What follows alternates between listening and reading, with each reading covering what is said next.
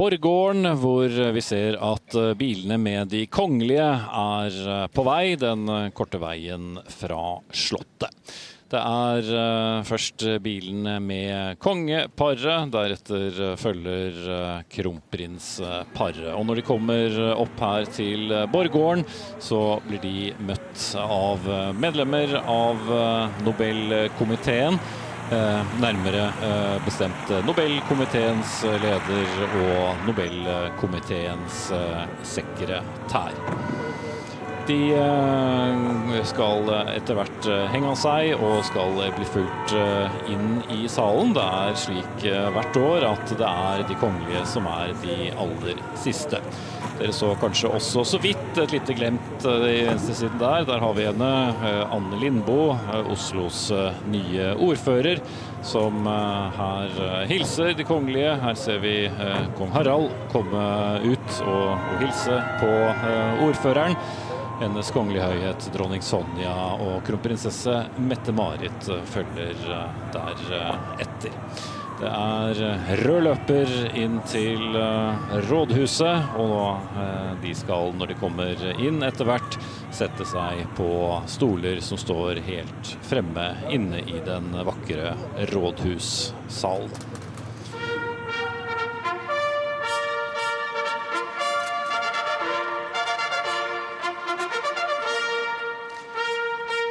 Og her ser vi da de to tvillingene, barna til prisvinneren, komme inn i salen.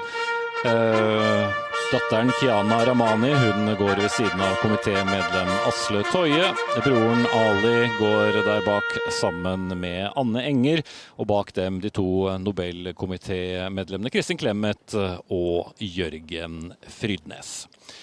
De har egne stoler oppe på podiet, der de skal sitte under seremonien. En stol blir jo også stående tom, som skulle vært stolen der deres mor mellom dem ville sittet. De blir nå stående her og vente på at kongeparet kommer inn, og på et vis er jo også moren, som vi ser her på bildet, med på seremonien, der hun jo i virkeligheten sitter fengslet et sted rett utenfor Irans hovedstad Teheran.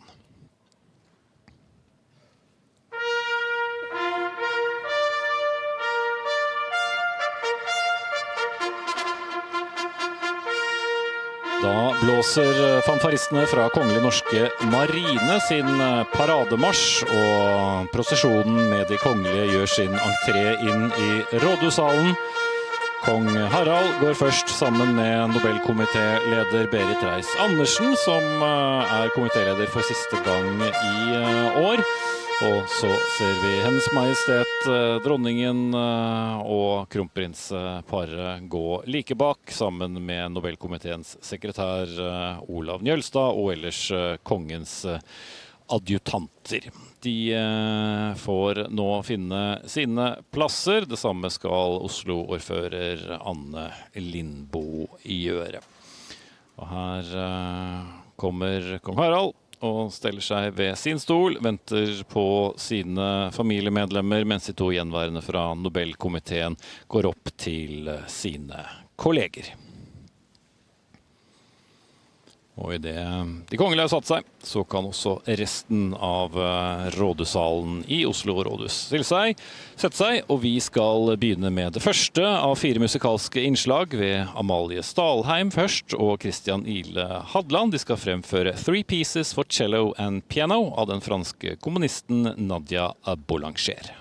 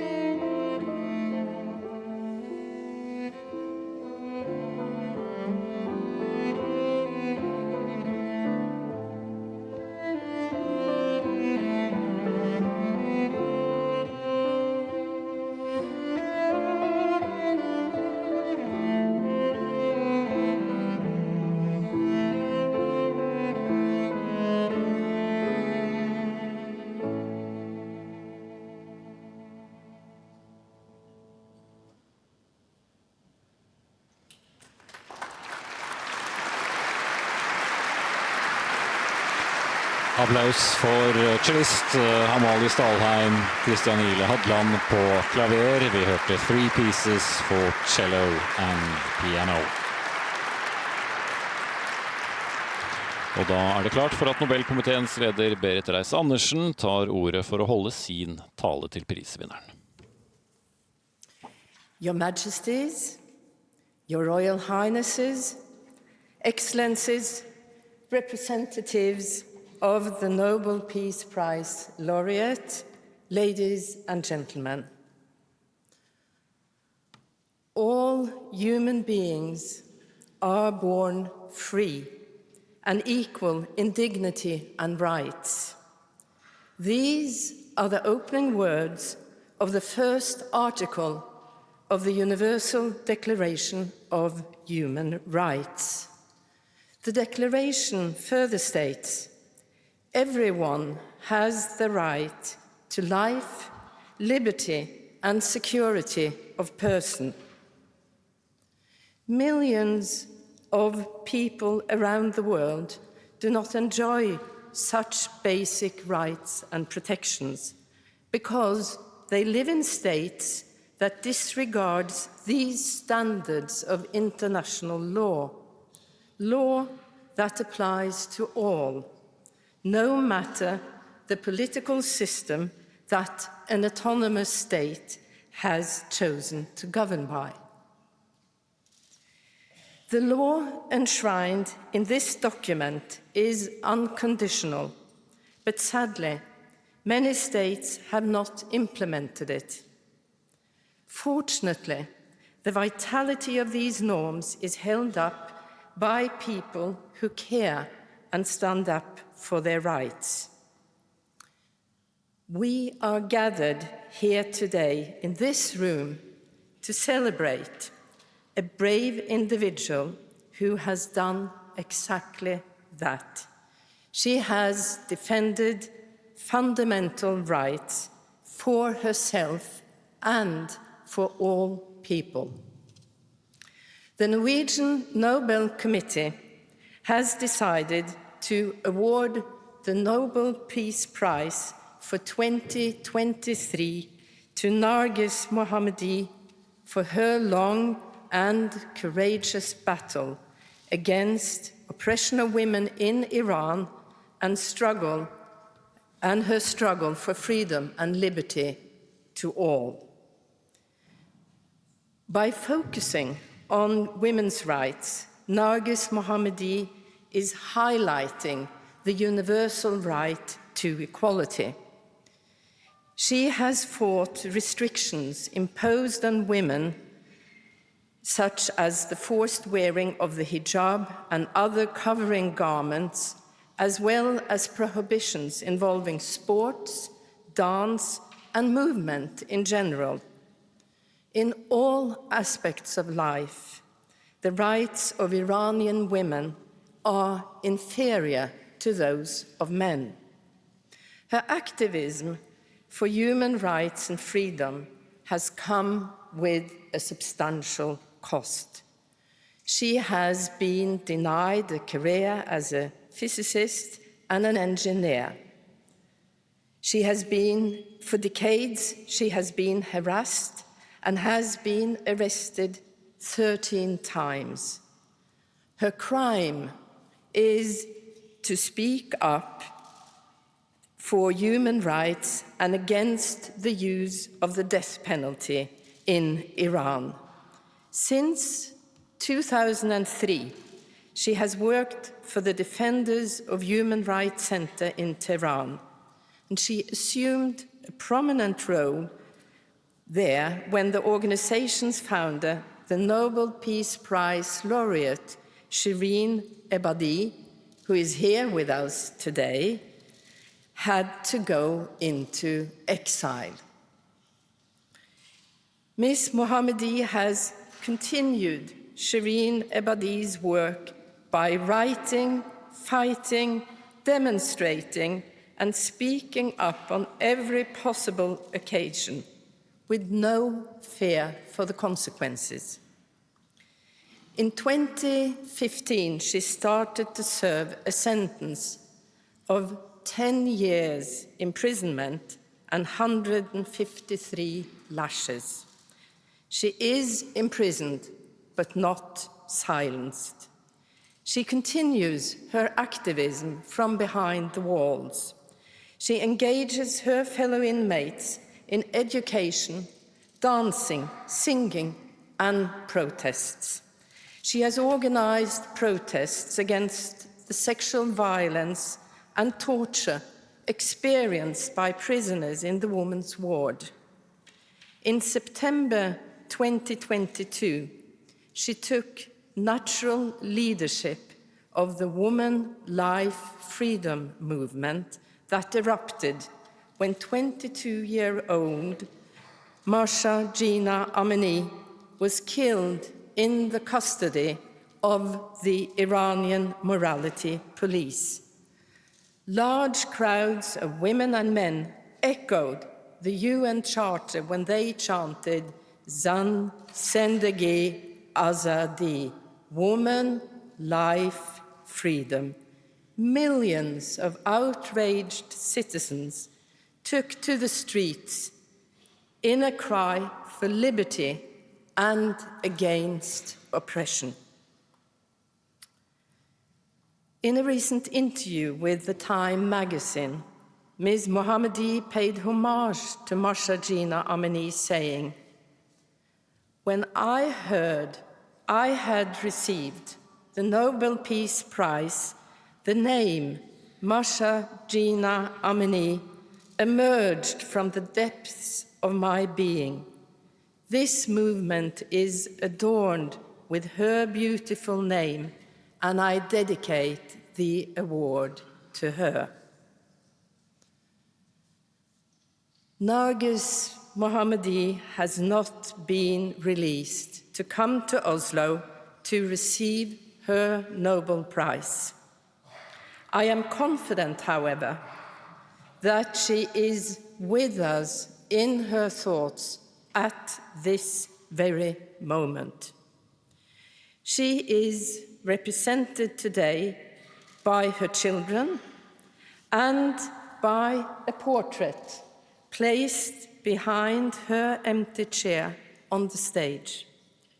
She has asked us to use this particular photograph, which expresses how she wants to lead her life, looking happy, in colorful garments, exposing her hair, and with a steady gaze towards us. Ms. Mohammadi lives with the pain of not having seen her children and her husband, Taghi Rahmani, for almost 8 years. They are forced to live in exile in France. Our laureate has requested that her daughter Kiana and her son Ali should represent her during this ceremony. The twins, 17 years old, have taken a heavy burden upon their young shoulders. Shortly, they will read to you the Nobel lecture written by their mother and receive the gold medal and the diploma on her behalf.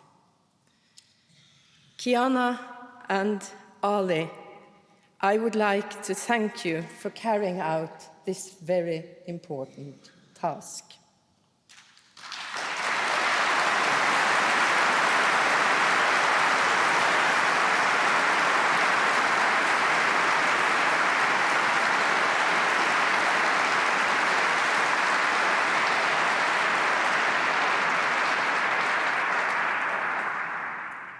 In awarding the Nobel Peace Prize to Nargis Mohammadi, the Norwegian Nobel Committee is recognizing her lifelong struggle in support of human rights and a strong civil society. No punishment has stopped her.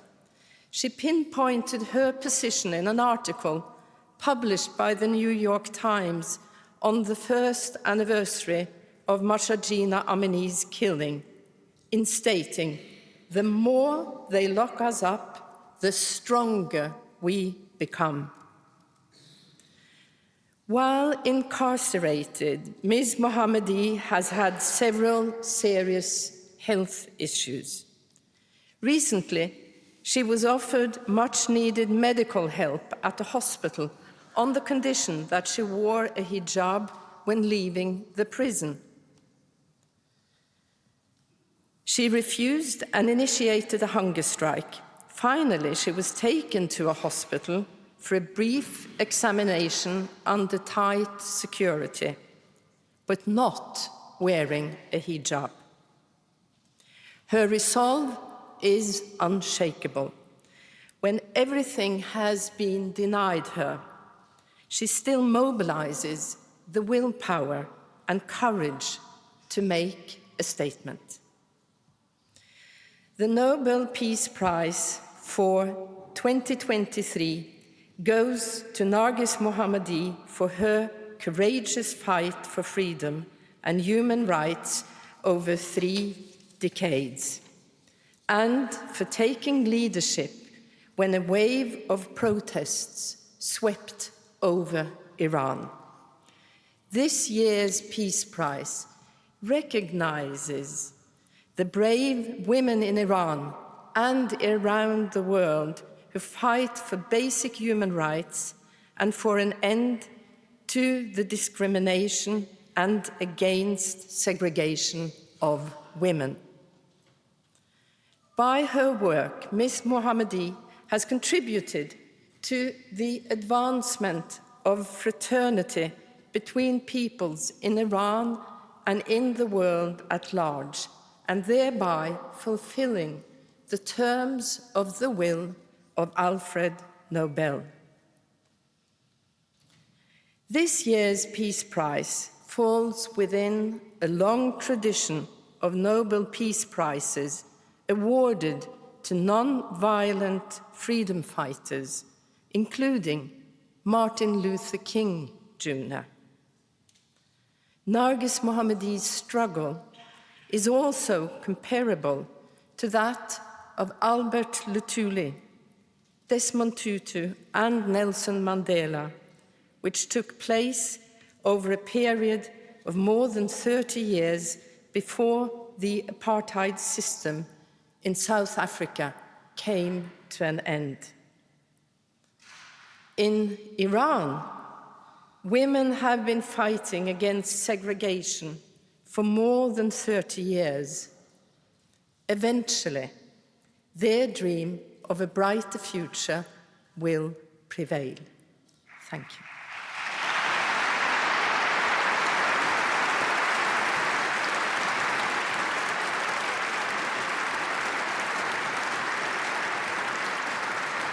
Det var talen fra Nobelkomiteens leder Berit Reiss-Andersen.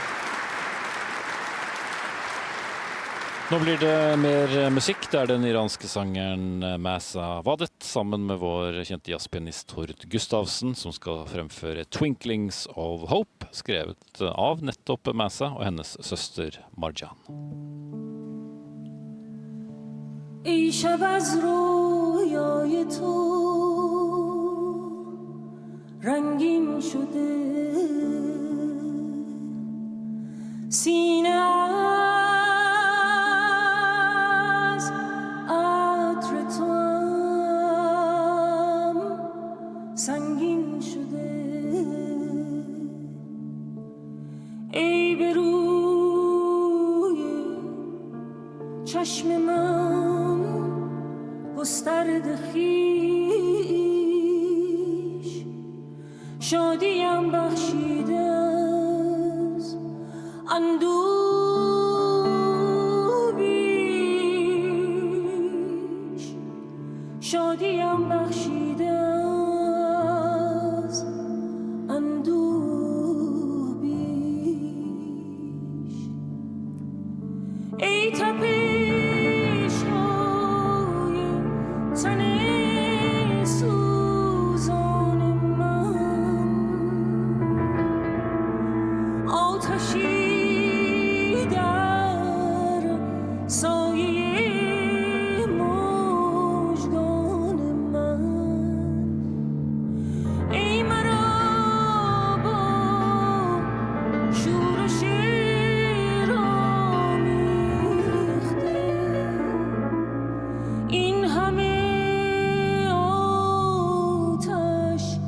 به شعرم ریخته این همه آتش به شعرم ریخته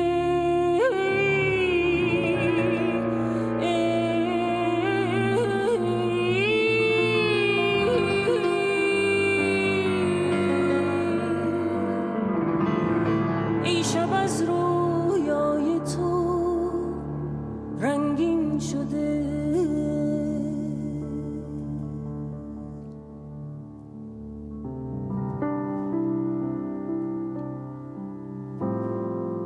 دارم امیدی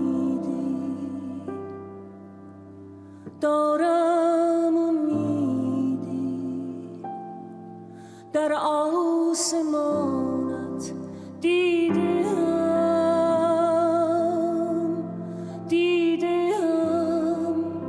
ابر سپیدی ای ابر دلکش ای اسب سرکش دستی به یالت می نشیند تک سوار بیقرار کاوه ای در کار یاری عاشقی چشم انتظاری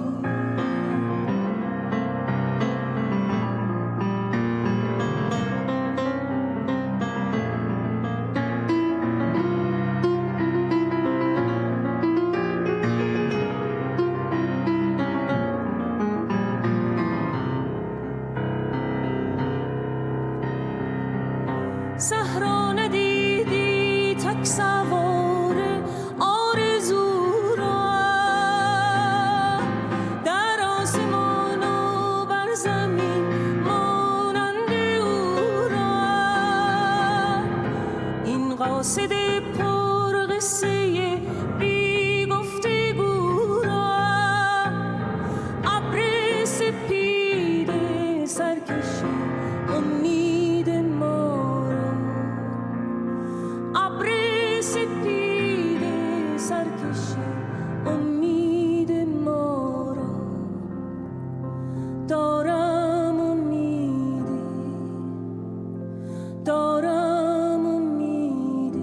ای وطن دارم امیدی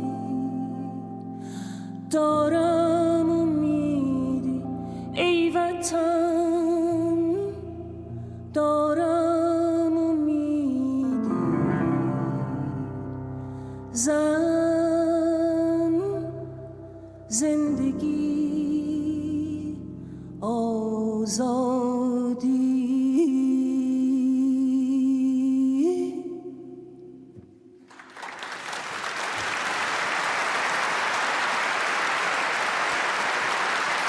Twinklings of Hope med Masa Vadet og Tord Gustavsen.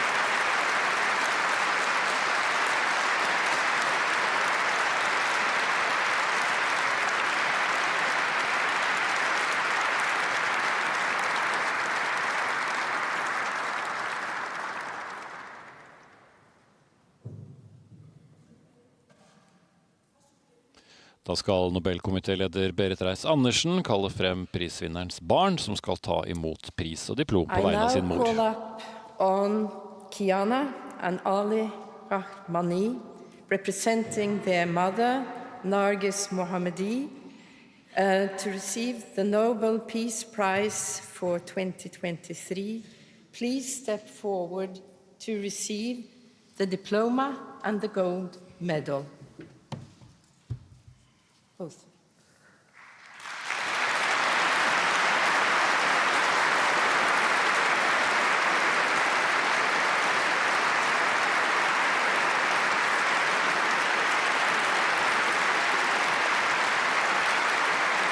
Med portrettet av sin mor som ikke de har sett fysisk på så mange år, står de to tvillingene der med både gullmedaljen med Alfred Nobel og Nobel-diplomet.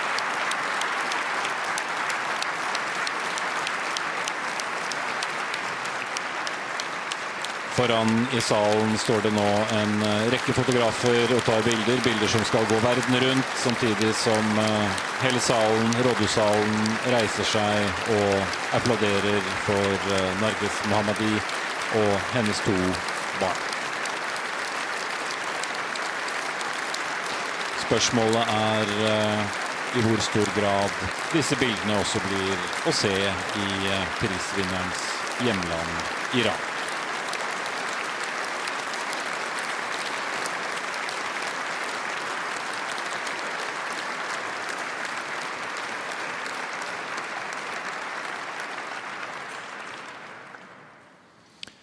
Og i det gjestene er i ferd med å sette seg, står tredje musikalsk bidrag klart. Det er vår egen Ane Brun og persisk-svenske Shady G. De skal fremføre To Let Myself Go sammen med Lise Volsdal på fiolin.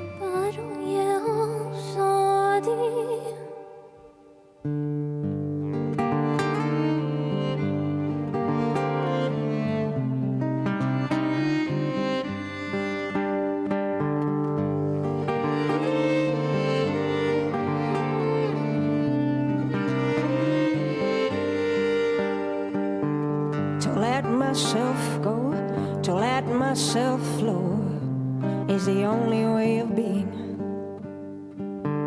There's no use telling me, there's no use taking a step back from me.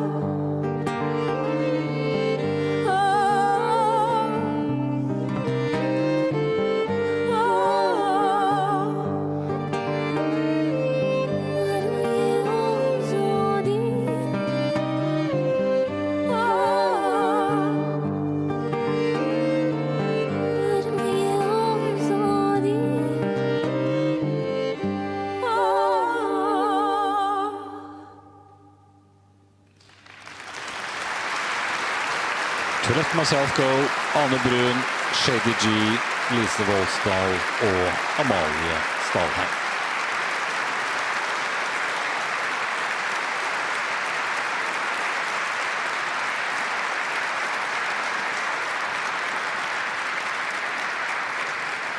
Det blir nå Nobel-foredrag. Det deles i to, hvor barna skal fremføre hver sin del. Og først I now call upon Ali and Kiana Rahmani to deliver the Nobel Lecture for 2023 on their mother's behalf. Kiana, you will begin. Please take the floor.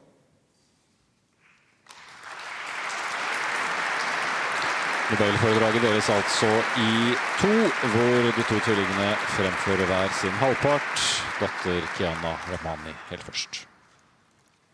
Vos Majestés, Vos Excellences royales, Vos Altesses royales, membres du Comité Nobel norvégien, Mesdames et Messieurs, tout d'abord, je vais prononcer quelques mots en iranien. Zan, zendegi, azadi. ای کاش مادرم اینجا بود تا خودش این جایزه را تحویل بگیره. من و علی به جای مادرم متن سخنرانی را میخونیم. Je tiens à exprimer ma gratitude envers les honorables membres du Comité Nobel de la paix pour avoir attribué le prestigieux prix Nobel de la paix au magnifique mouvement Femmes, vie et liberté, et à une femme emprisonnée, défenseur des droits de l'homme et de la démocratie. J'apprécie de tout cœur votre soutien significatif et déterminé. Je suis convaincue que l'impact indéniable du prix Nobel de la paix sur la puissante mobilisation récente des Iraniens pour la paix, la liberté et la démocratie sera largement supérieur à celui de ma lutte et de ma résistance personnelle. C'est une source d'espoir et d'inspiration pour moi. Je suis l'une de millions de femmes iraniennes fières et résistantes qui se sont dressées contre l'injustice, la répression, la discrimination et la tyrannie. Je me souviens des femmes anonymes et courageuses qui ont mené une vie de résistance dans différents domaines, malgré une répression impitoyable. J'écris ce message derrière les hauts murs froids d'une prison. Je suis une femme du Moyen-Orient, issue d'une région qui, bien qu'héritière d'une riche civilisation, est actuellement prise au piège de la guerre et la proie des flammes du terrorisme et de l'extrémisme. Je suis une femme iranienne, fière et honorée de contribuer à une civilisation qui est aujourd'hui victime de l'oppression d'un régime religieux, tyrannique et misogyne. Je suis une femme emprisonnée qui, confrontée aux souffrances profondes et déchirantes dues au manque de liberté, d'égalité et de démocratie, a réalisé la nécessité de son existence et a trouvé la foi. Au milieu des flammes, de la violence et de la persistance, du despotisme, notre combat relève depuis des années plus de la survie que de l'amélioration de la qualité de vie. Fondamentalement, il porte sur la possibilité de rester en vie dans un monde où la vie humaine est exposée sans aucune protection au pouvoir arrogant des gouvernements despotiques et reste impuissante face à tous. Dans le monde actuel, il existe un énorme fossé aliénant entre ces deux situations. Nous sommes engagés dans une lutte pour rester en vie. Telle est notre réalité. Nous vivons la lutte consciemment et volontairement, en entreprenant des actions qui ne sont peut-être pas garanties d'une vie en sécurité. La tyrannie est un mal sans fin et sans limite, qui jette son ombre sinistre sur des millions de personnes déplacées depuis longtemps. La tyrannie transforme la vie en mort, les bienfaits en lamentation et le confort en supplice.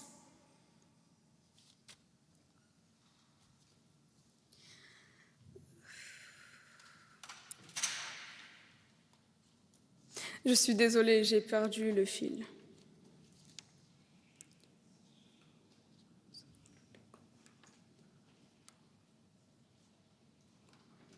La tyrannie asservit l'humanité, la volonté et la dignité humaine.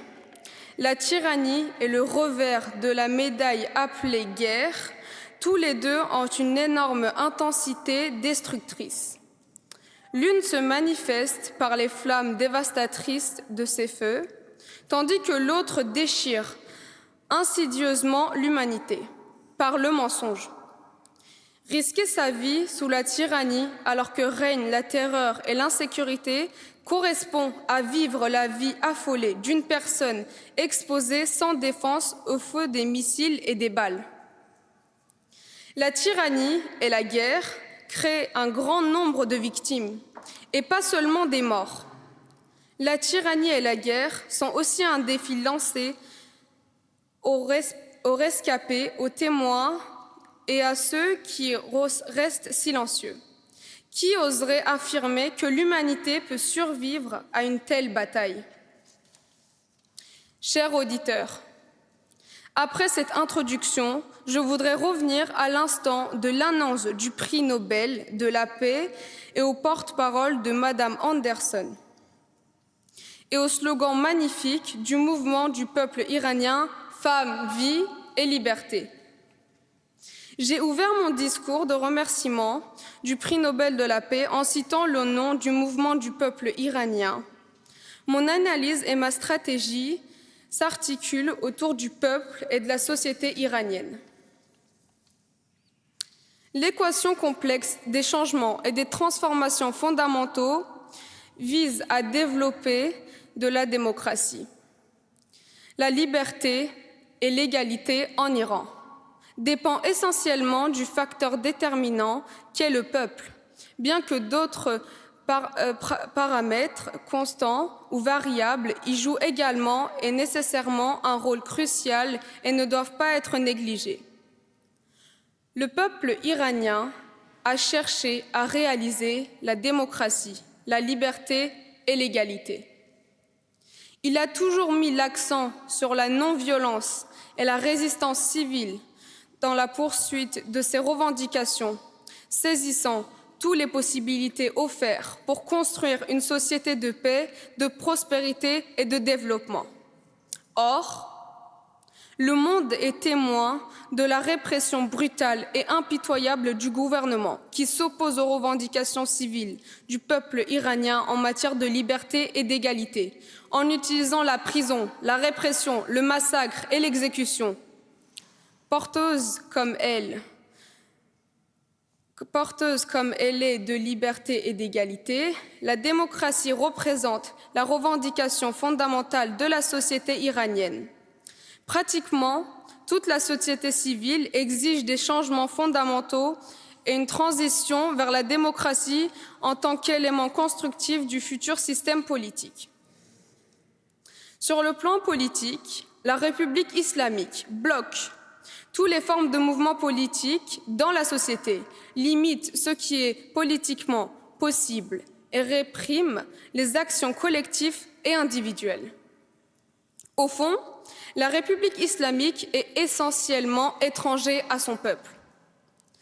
En raison de l'approche intransigeante du pouvoir, de sa structure rigide, de ses lois non démocratiques et de ses mécanismes opaques et frauduleux, les élections et l'expression d'un suffrage ne sont plus des choix pertinents pour la majorité du peuple iranien.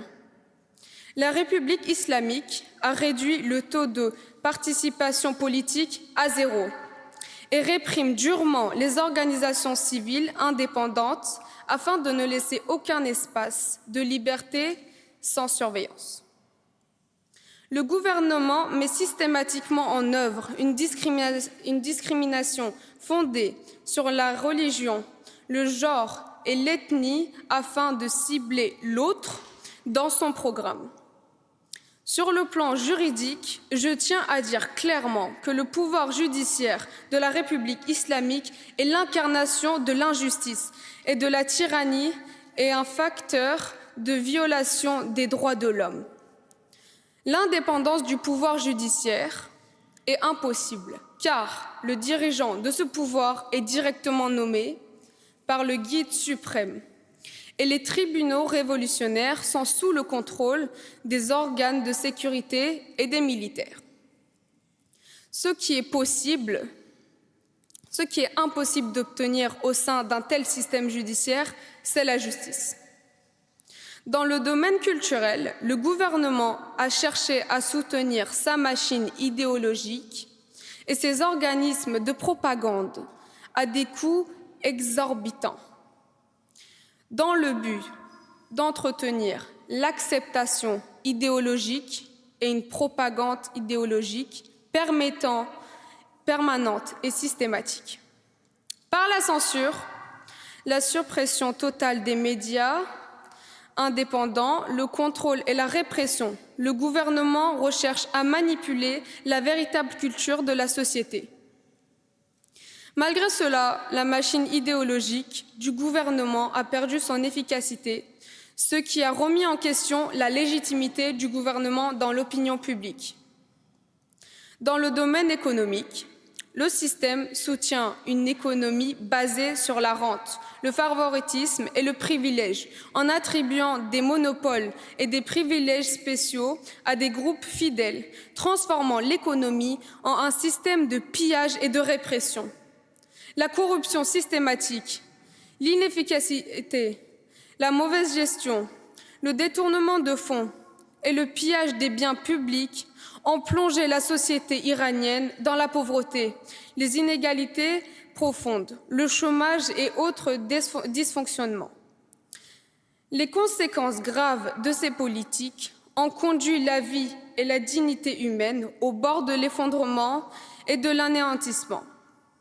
La réponse du régime aux manifestations n'a jamais été autre que l'arrestation, la détention et les balles. Novembre 2019 en est un exemple.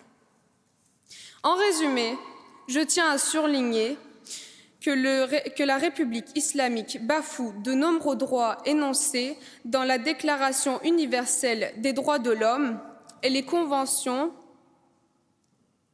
et les couvrant toutes les dimensions de la vie du peuple, que ce soit sur le plan économique, politique, social, culturel et environnemental.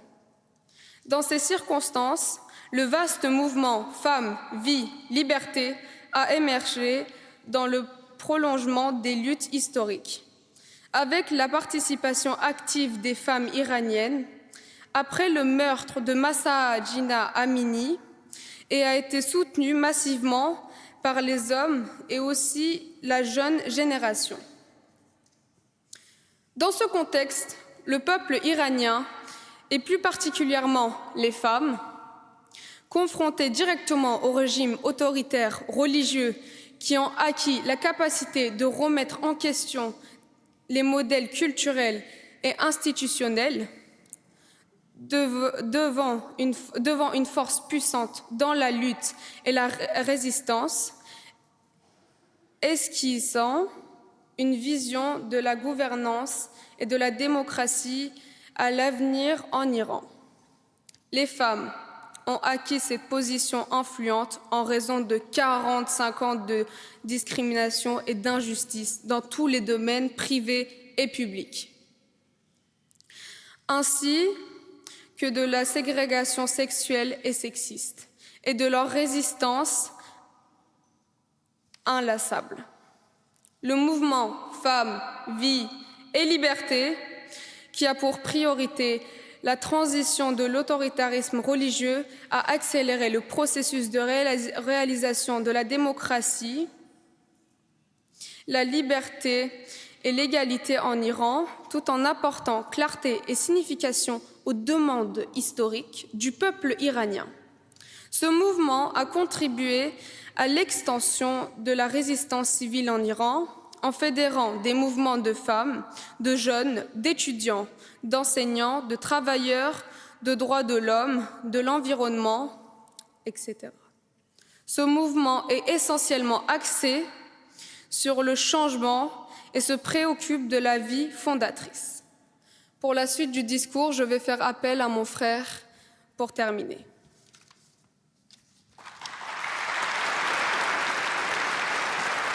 17 år gamle er de to tvillingene som fremfører sin mors budskap under Nobelseremonien, og nå er det brorens tur.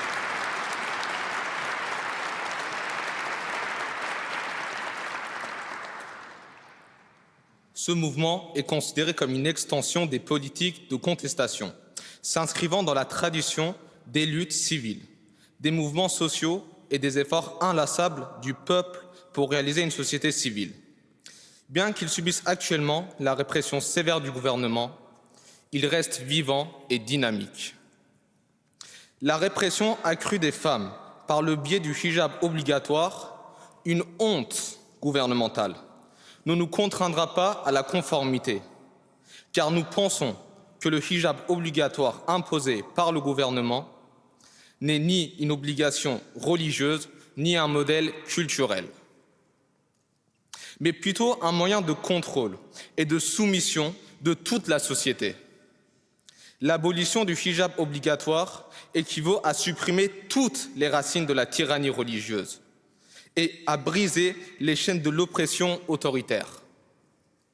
La réalité est que le régime de la République islamique est à son plus bas niveau de légitimité et de soutien populaire et se trouve dans une position de déséquilibre.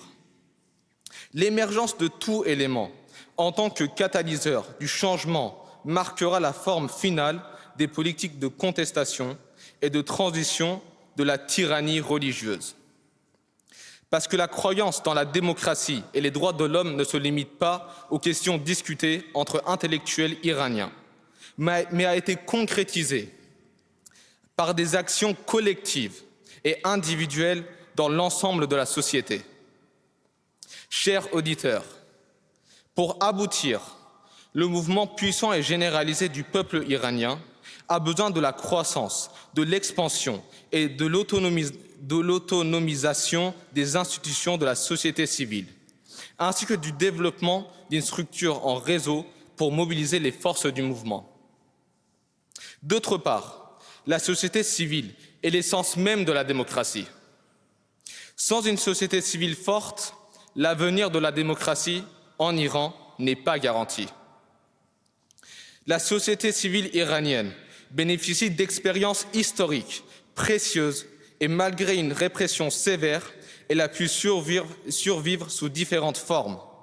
Le moment est venu pour la société civile internationale de soutenir la société civile en Iran. Et je consacrerai tous mes efforts à cette entreprise.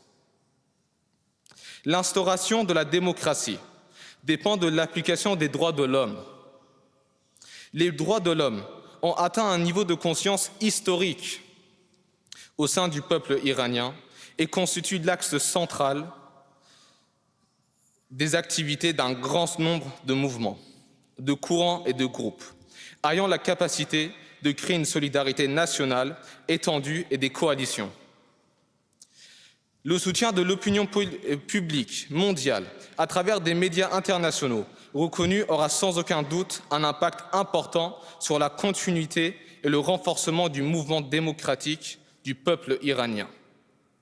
Chers auditeurs, sans aucun doute, le peuple iranien continuera à lutter, mais dans la société mondialisée d'aujourd'hui, le rôle des gouvernements, de la société civile mondiale, y compris des organisations et institutions internationales, des médias et des organisations civiles indépendantes et non gouvernementales est indéniable.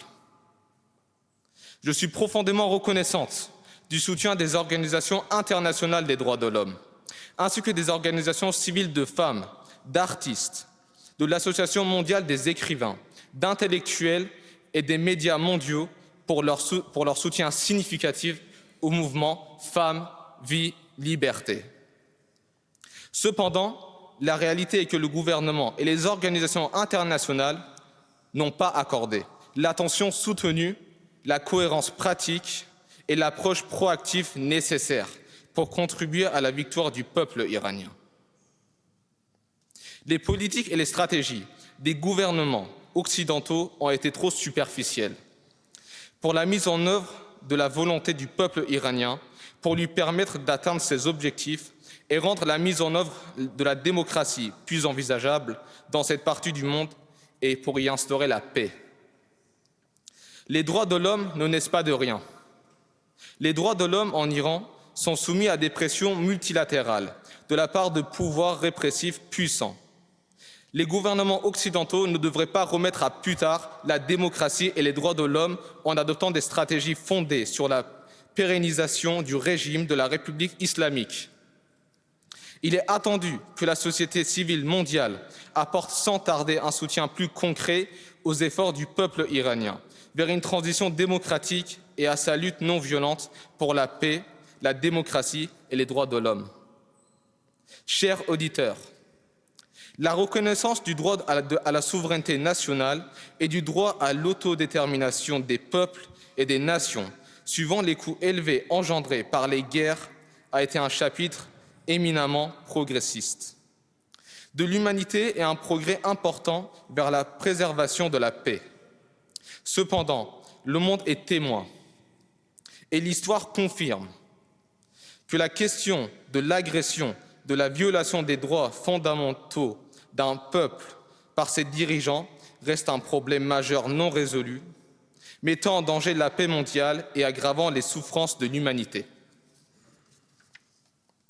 L'adoption de la Déclaration universelle des droits de l'homme par les Nations unies, pas plus que les mécanismes, traités et tribunaux internationaux et européens existants, n'ont pu empêcher des abus comme la répression permanente et brutale, la destruction de vies, la violation des droits fondamentaux des peuples, la torture, la discrimination et l'oppression exercée par les dirigeants sur leur population sans défense. Dans le monde d'aujourd'hui, l'économie, la religion et la gouvernance sont dans beaucoup de nations sous l'emprise de groupes d'intérêts puissants, fermement ancrés dans l'histoire, tandis que la nouvelle institution des droits de l'homme est mise sous pression. Le monde constate qu'aucun document n'a été autant violé que la Déclaration universelle des droits de l'homme. Quelle est la solution ? Le moment n'est-il pas venu pour trouver rapidement une solution unie et cohérente ? À mon avis, la mondialisation de la paix et des droits de l'homme est plus importante et plus efficace que la mondialisation de tout le reste. La réalité est que les conséquences et les répercussions des violations des droits de l'homme, qui sont le prix à payer pour la survie des régimes autoritaires, ne resteront pas confinés aux frontières géographiques. Les conséquences graves et inévitables des migrations, des déplacements, de l'émergence de guerres, des troubles, des interventions militaires et de la création d'un terrain propice à la croissance de groupes terroristes et fondamentalistes, comme les conséquences élargies des conflits entre pays, frappent le monde entier. Il semble qu'avec la mondialisation actuelle, soit les droits de l'homme seront mondialement respectés, soit les conséquences de la violation de ceux-ci continueront de se propager au-delà des frontières nationales. Je m'engage à contribuer à la mondialisation des droits de l'homme aux côtés de leurs défenseurs et de tous les militants. Chers auditeurs, j'ai l'honneur d'être la deuxième lauréate du prix Nobel de la paix de notre fière nation iranienne, aux côtés de ma collègue et collaboratrice bien-aimée, Madame Shirin Ebadi. L'Iran, cette civilisation ancienne et illustre, a toujours été un symbole d'élévation et de progrès. Nous sommes les héritiers de cette civilisation et de ses valeurs. L'histoire et l'héritage culturel et civilisationnel du passé ne sont pas seulement notre lien au passé, ils forment aussi notre avenir et jettent les bases sur lesquelles nous pouvons tout construire. Nous défendons la démocratie et les droits de l'homme. Et cela n'est pas étonnant pour un peuple aussi travailleur et tenace qui a compté parmi les pionniers de la limitation du pouvoir du gouvernement, de l'amour de la liberté et de la recherche de la justice dans la région. Les facteurs de stabilité et d'expansion de la résistance et de la lutte dans la composition et la structure de l'histoire, de la culture et des croyances du peuple iranien ont été puissants et influents. La résistance actuelle du peuple, des différentes ethnies, religions, des différentes approches politiques et des différentes régions d'Iran au cours des années passées est louable. Le mouvement Femmes, Vie, Liberté est l'héritier et le débiteur de toutes ces années de résistance. Avec des stratégies variées, des manifestations généralisées, du peuple contre les élections frauduleuses et manipulées du 2009, des contestations de décembre 96, aux manifestations de novembre 98, aux protestations contre l'abattage de l'avion ukrainien et les manifestations permanentes des enseignants, des travailleurs, des retraités et d'autres groupes sociaux. De jeunes Iraniens ont aujourd'hui transformé les rues et les espaces publics en un lieu de résistance civile généralisée. La résistance est vivante et la lutte ne faiblit pas. La résistance et la non-violence sont nos meilleures stratégies. C'est la même voie difficile que les Iraniens ont empruntée jusqu'à aujourd'hui, grâce à leur conscience historique et à leur volonté collective. Le peuple iranien, avec persévérance, viendra à bout de la répression et de l'autoritarisme. N'en doutez pas, cela est certain.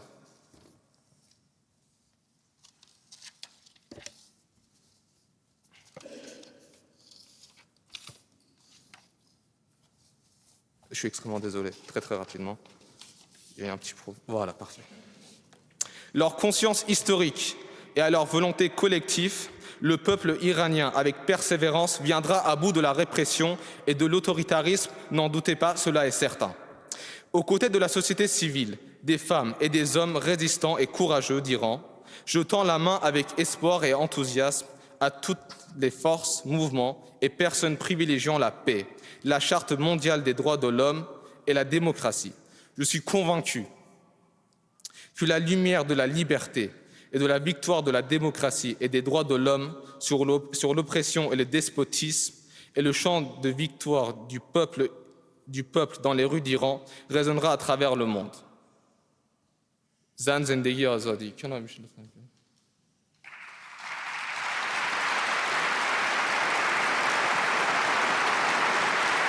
Det var ordene til Narges Mohammadi, fremført av hennes to barn. Woman, life, freedom. Zan Zendegi Azadi.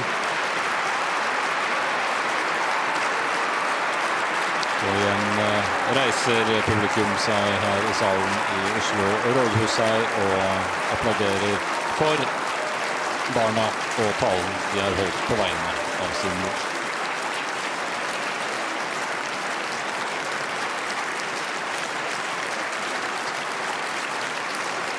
Sønnen Ali som holdt frihetstegnet fra podiet.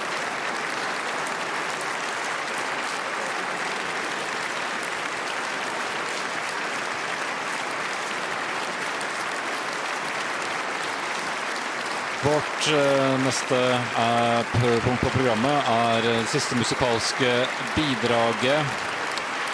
Morshigan Shajarian skal om kort tid synge. Vi skal snart få se de. Først skal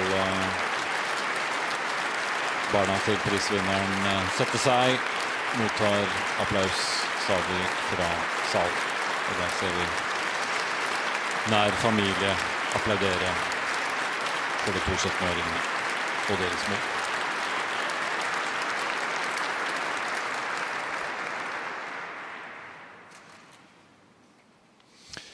Da blir det musikk. Det er altså Mojagan Shajarian på vokal, Habib Motabassem på strengeinstrument og Kaveh Mahmoodian på den iranske trommen tombak. De skal fremføre en iransk tasnif, eller en ballade, ved navnet Morg Sahar.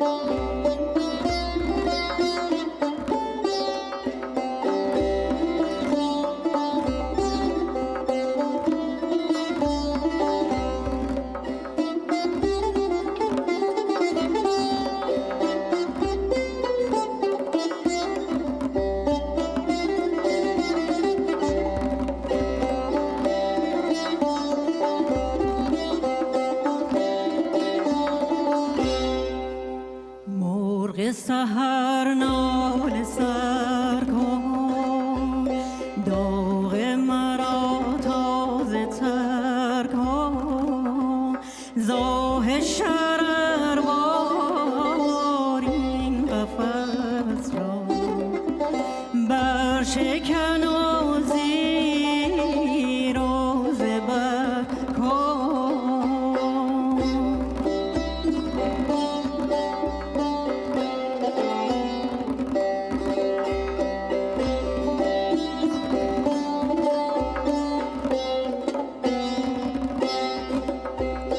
بلبل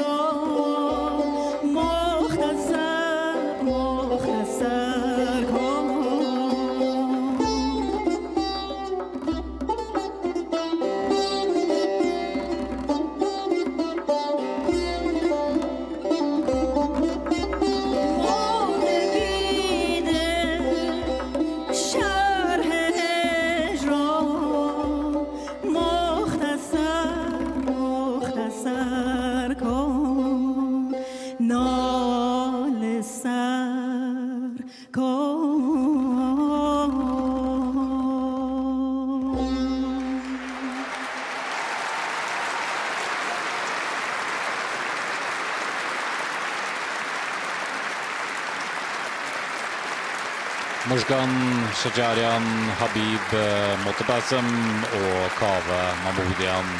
En iransk vise som vi så rørte flere av de som satt i salen.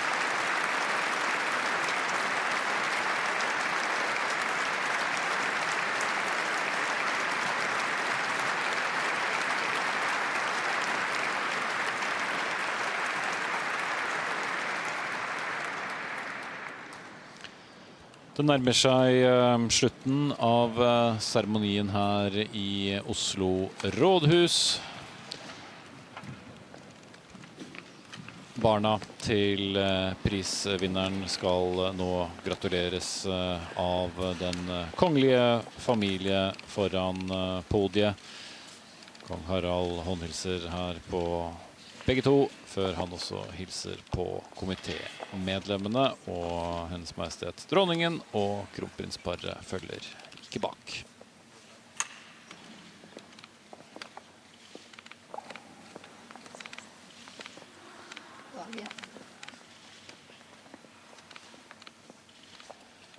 Dette er et av de aller siste punktene på Nobelseremonien, behørig fotografert av fotografene nede i salen. Liten kort utveksling av ord før kong Harald sammen med Berit Reiss-Andersen, Nobelkomiteens leder, begynner prosesjonen ut.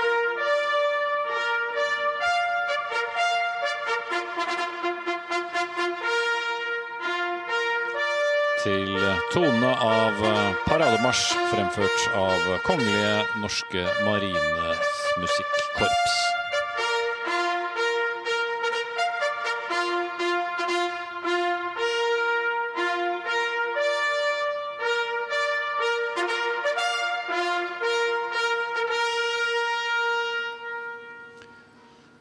Og i det de Rådhuset, Knut Magnus Berge, det var mange som var berørt og rørt over ordene til barna til fredsprisvinneren.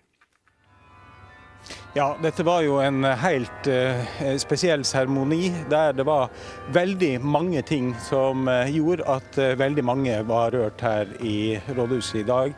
Her ser vi kong Harald på vei inn i bilen som heter A2, også dronninga, og like bak følger kronprinsparet.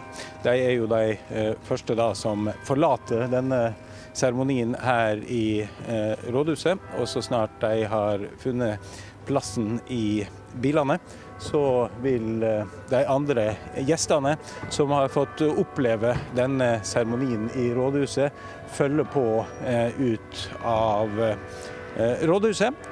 Og så vil også etter hvert da barna til Nargis Mohammadi forlate rådhuset, selv om de også har mer program å gjennomføre før denne dagen er over. Ser vi altså kortesjen med de kongelige forlate rådhuset, og så kjører de andre bilene opp